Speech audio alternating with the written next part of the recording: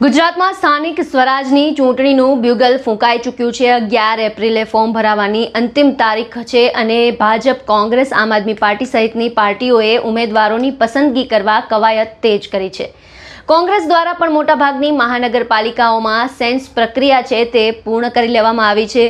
Sense પ્રક્રિયા દરમિયાન એક તરફ ભાજપમાં રાફડો ફાટ્યો છે, લાઈનો લાગી છે, તો બીજી બાજુ કોંગ્રેસ માટે રેસના ઘોડા શોધવા મુશ્કેલ બન્યા છે અને સુરતને બાદ કરતા અમદાવાદ, રાજકોટ અને વડોદરામાં કોંગ્રેસને બેઠક દીઠ માત્ર 4 થી 5 દાવેદારો જ મળ્યા છે।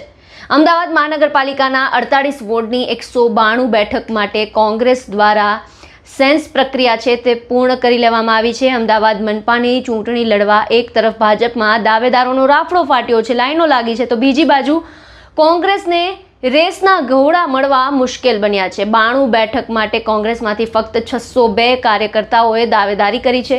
શહેરના કેટલાક વોર્ડ એવા છે કે જ્યાં 4 થી 5 લોકોએ જ ઉમેદવારી નોંધાવી હોય।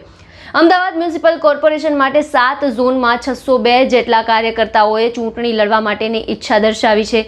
અમદાવાદ મ્યુનિસિપલ કોર્પોરેશનમાં છેલ્લા 20 વર્ષથી ભાજપનું શાસન છે, જ્યાં 20 વર્ષથી કોંગ્રેસ શાસનમાં આવવા માટે અનેક પ્રયાસ કરી રહી છે, પરંતુ જોઈએ તેવું પરિણામ કોંગ્રેસને હજુ સુધી નથી મળ્યું, જેથી કોંગ્રેસ માટે અમદાવાદ મ્યુનિસિપલ કોર્પોરેશનની ચૂંટણી છે તે અસ્તિત્વ ટકાવવા રાખવા માટેની ચૂંટણી છે તે બની ગઈ છે।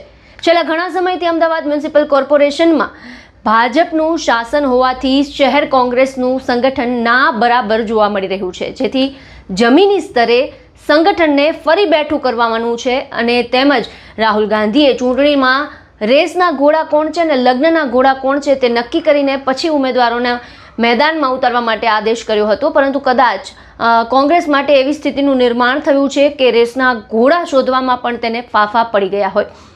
કોંગ્રેસમાં અમદાવાદ મ્યુનિસિપલ કોર્પોરેશનની ચૂંટણી લડવામાં કોઈને રસ ના હોય તેવું લાગી રહ્યું છે।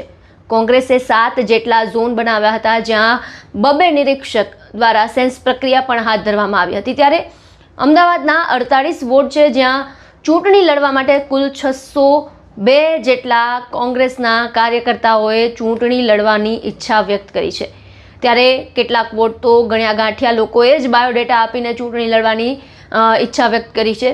ઘાટલોડિયા, થલતેજ, ગોતા, ચાંદલોડિયા, બોડકદેવ આ તમામ વોર્ડમાં માત્ર 4 થી 5 લોકોએ ચૂંટણી લડવાની ઈચ્છા છે તે વ્યક્ત કરી છે।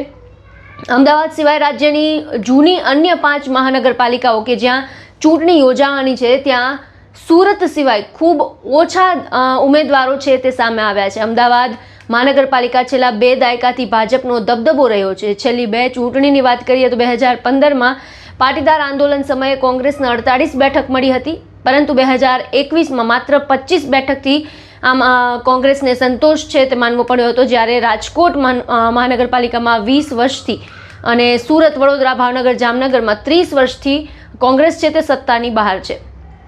ગુજરાતમાં સ્થાનિક સ્વરાજની ચૂંટણીનું બ્યુગલ ફૂંકાઈ ચૂક્યું છે। 26મી એપ્રિલે 15 મહાનગરપાલિકા, 84 નગરપાલિકા, 34 જિલ્લા પંચાયત અને 260 તાલુકા પંચાયત માટે મતદાન યોજાશે અને 28 એપ્રિલે તમામ આ બેઠકો જે છે ત્યાંની મતગણતરી છે તે હાથ ધરાશે। રાજ્યમાં ચૂંટણીની જાહેરાત થતાં જ આદર્શ આચાર સંહિતા છે તે પણ લાગુ થઈ ચૂકી છે। ત્યારે જોવાનું રહેશે કે કોંગ્રેસ આ ચૂંટણીમાં કેવો દમખમ દેખાડે છે અને જનતા કોંગ્રેસ પર વિશ્વાસ મૂકે છે કે કેમ। આપનું શું માનવું છે, આપના શું વિચાર છે, અમને આપના મંતવ્ય કોમેન્ટ બોક્સમાં જણાવો અને અમારી ચેનલને લાઇક, શેર અને સબસ્ક્રાઈબ કરવાનું ભૂલશો નહીં।